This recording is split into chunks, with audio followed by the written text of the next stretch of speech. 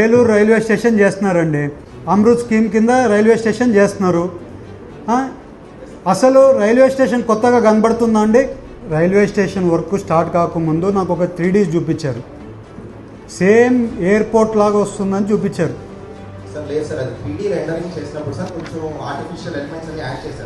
ఆ 3D rendering ఎందుకు చేపించారు మరి? అది ఊరికని ఆర్టిఫిషియల్ కోసం చేపించారా? మా అందరికి చూపించడానికి చేపించారా? అవి కాదు కదండి. ఆ రకంగా రావాలని చేపించారు కదా. అసలు రైల్వే స్టేషన్లో 12 కోట్ల రూపాయలు పని జరిగినట్లు కనబడుతుందండి. అసలు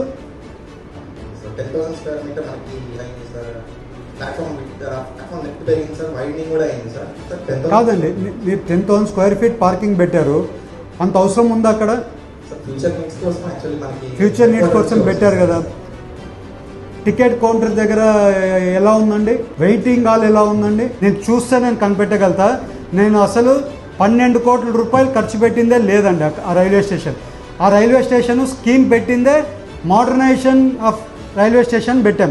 మీరేం చేశారు? తూతూ మంత్రంలాగా పనులు చేసేసి తూతూ మంత్రంలాగా కంప్లీట్ చేస్తున్నారు. నాట్ అక్సెప్టబుల్ అండి. ఇవాళ నాకు ఆ రోజు 3D కాస్ట్ ఏం చూపించారో అది 12 crores కంటే ఎక్కువ కాస్ట్ అవుతుంది. ఆ రకంగా చేయమని మొన్న కూడా రిక్వెస్ట్ చేశాం. ఏమైనా యాక్షన్ తీసుకున్నారా? కాదండి, హెడ్ క్వార్టర్ డ్రాయింగ్ అంటున్నారు. 3Ds కూడా హెడ్ క్వార్టర్స్ వల్ల ఫైనలైజ్ చేశారు కదా ఆ రోజు. నా దగ్గర ఎవిడెన్స్తో సహా ఉంది, మీకు చూపించమంటారా? ఇవాళ అట్లీస్ట్ టికెట్ కౌంటర్ దగ్గరైనా కానీ ఆ మోడర్న్ కనబడుతుందా అండి? కనబడుతుందా? ఆ రోజు ఏం చెప్పారండి? ఫ్లోరింగ్ అంతా టైల్స్ వేస్తున్నామన్నారు. ఏదండి ఫ్లోరింగ్ టైల్స్? అంతా ఒక్కటే స్టోన్ వేసేసి క్లోజ్ చేసేసారు. ఆ మోడర్న్ లుక్ ఏదండి? నేనేమన్నా సార్, ఇప్పుడు అదేం నా ఇల్లు కాదు కదా, ప్రజలు వాడుకుంటేదే కదా. సెంట్రల్ గవర్నమెంట్ స్కీమ్ ఎందుకు పెట్టిందండి? అసలు ఆ స్కీమ్ ఎందుకు పెట్టింది సార్? మోడర్నైజేషన్ జరిగిందండి. కొత్త పెయింట్లు వేసి పైన ఒక గోపురం పెట్టేసి పార్కింగ్ క్లీన్ చేసేస్తే మోడర్నైజేషన్ అయిపోయిందండి. అక్కడ మాడ్యులర్ టాయిలెట్స్ అన్నారంటే అవి క్యాబిన్స్ పెట్టారు. అవి ఫారిన్లో క్యాబిన్స్ లాగా పెట్టారు. అక్కడ కూర్చుంటే అందరు కనబడుతున్నారు. ఫారిన్ లాగా మన ఇండియాలో ఫాలో అవ్వగలుగుతామండి? ఉమెన్ పోతే కూర్చోగలుగుతారండి అక్కడ? నేను చూడలేదండి. మీరు నాకే స్టోరీలు చెప్తే ఎట్లా అండి? నేను ఇప్పుడు కూడా చెప్తున్నా అండి, బాత్రూమ్స్ అన్నీ కూడా మళ్ళీ తీపిచ్చి మీరు మళ్ళీ క్లియర్గా చేపియండి. లేకుంటే నేనే విజిలెన్స్ ఎంక్వైరీకి వేపిస్తామని చెప్తున్నాం.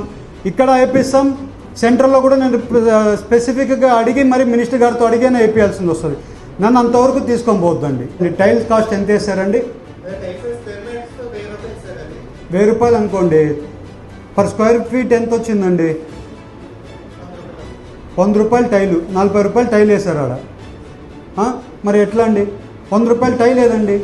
నేను లాస్ట్ టైం కూడా మిమ్మల్ని పిలిచి మాట్లాడానండి, మీరే వచ్చారు, ఎక్స్ప్లెనేషన్ ఇచ్చారు. బట్ ఆ railway station modernization of railway station జరగలేదండి.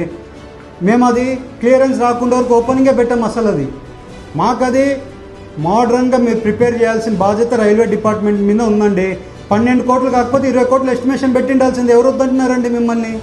కొంచెం మోడర్నైజేషన్ చేయండి కొంచెం రైల్వే స్టేషన్. మళ్ళీ చేయలేమండి, ఇంకొక 20 years అయిపోయినాక చేయలేం. మళ్ళీ ఇప్పుడు చేయండి. నా రిక్వెస్ట్ ఏంటంటే మళ్ళీ రివైజ్ చేయండి. కాస్ట్ కావాల్సింది యాడ్ ఆన్ చేయండి. ఇప్పుడు మీకు పెట్టుకోవడానికి మీకు అవకాశం ఉంది. మోడర్న్ చేయడానికి మళ్ళీ చేయండి. ఓకే, మిస్టేక్ జరిగిపోయింది, మిస్టేక్ గురించి మాట్లాడదలుచుకోలేదు. కొత్తగా మళ్ళీ ప్లాన్ చేయండి. నాకు ఎప్పటికెల్లా ఇవన్నీ చేపించి ఎప్పటికెల్లా వర్క్ కంప్లీట్ చేసి చూపిస్తారు. ఆ 3D డ్రాయింగ్స్ 3Ds ఉన్నాయి కదండి, మీ దగ్గర ఉన్నాయి కదండి, దాని ప్రకారంగా తయారు చేపియండి. ఈవెన్ అక్కడ కొన్ని పక్క షెడ్స్ వేసారండి. ఆ షెడ్స్ కూడా కూర్చోవడానికి మళ్ళీ పాత రైల్వే స్టేషన్ లానే ఉంది. అది కొంచెం ఫుల్ కవరప్ చేయండి, ఒకటే స్ట్రెచ్ చేయండి. అవన్నీ ఇప్పుడు మళ్ళీ మోడర్నైజేషన్ చేసి ఇవ్వండి నాకు. అది నా ఇల్లు కాదండి, అది జనాలది, అది వాళ్ళ డబ్బులే అది. అందుకని మీకే చెప్తున్నాం, ఇప్పుడైనా చేసి ఇవ్వండి. ఏం సార్? అట్లయితే సార్ బై అక్టోబర్ అన్నీ అక్టోబర్ రాసుకుంటామండి. రైల్వే డిపార్ట్మెంట్ అక్టోబర్ రాసుకుంటామండి. ఏం సార్? Okay, thank you.